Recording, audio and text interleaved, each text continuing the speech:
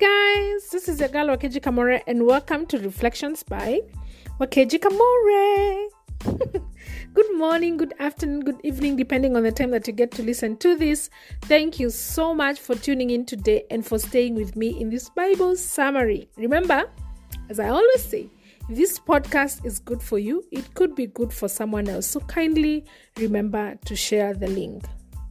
So today we'll be covering Numbers chapter 28, which is a crash course of the daily, the weekly, the monthly, and the festival sacrifices that were to be made. So let's read on and see what's happening. I'll be summarizing because there are things that we have actually read before, but kindly stay with me.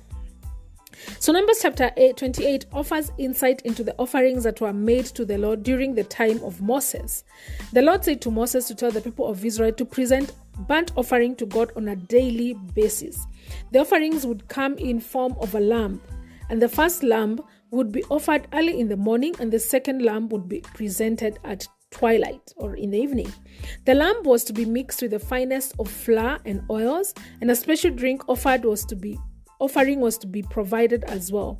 The aroma was required to be sweet and pleasing, as this would indicate the quality of the offering presented. Special offerings were to be made on the Sabbath, which was 2 defect-free lambs that were a year old were to be offered along with fine drink on the day of Sabbath, as with the daily offering.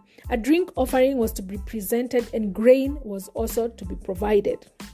Then we go to the monthly offering. The monthly offering were more grand than the daily ones. The offerings came in form of 2 bulls, 1 ram, and 7 male lambs that were a year old. Again, flour mixed with oil and grain was to be presented to the Lord with this monthly offering. Fine wine was to be presented along with the food offerings as a symbol of the offering for sins. A male goat was to be sacrificed. Again, there was a Passover and the other festivals. With Passover, bread without yeast was intended to be included along with many of the traditional offerings. Food was to be offered to the Lord every day for 7 days.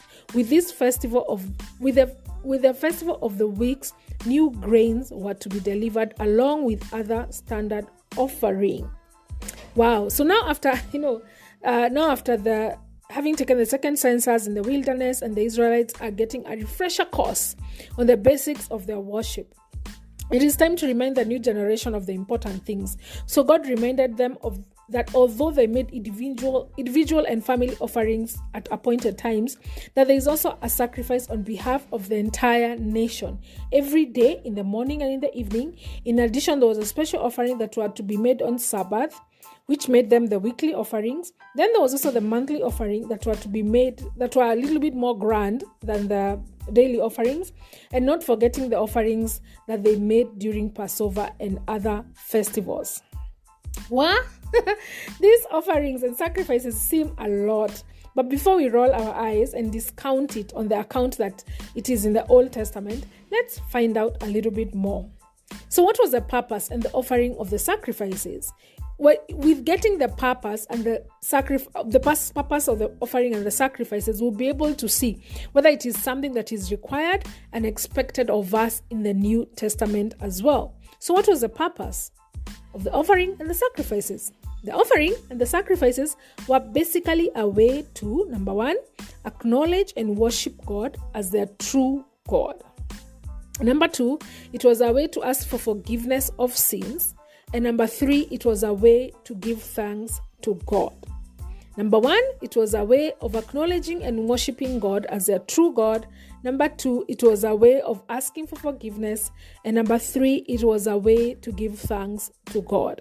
So having looked at the purposes of the sacrifices, even in the New Testament, we are also required to do this sacrifice, to acknowledge and worship God daily, and acknowledge Him as the true God and worship God daily, to ask for forgiveness of sins daily, and to give thanks to God daily. I know the sacrifices sounded a lot, but that was basically the purpose of those sacrifices.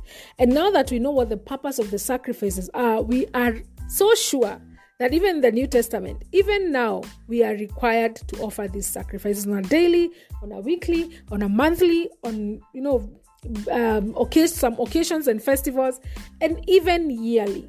We, just like the Israelites, are required to offer these sacrifices daily, weekly, monthly, yearly, and basically all the time. We are required to acknowledge and worship God daily. We are required to ask for forgiveness daily, of sins daily, and give thanks to God daily. This is your girl Wakeji Kamore, and this has been Reflections by Wakeji Kamore.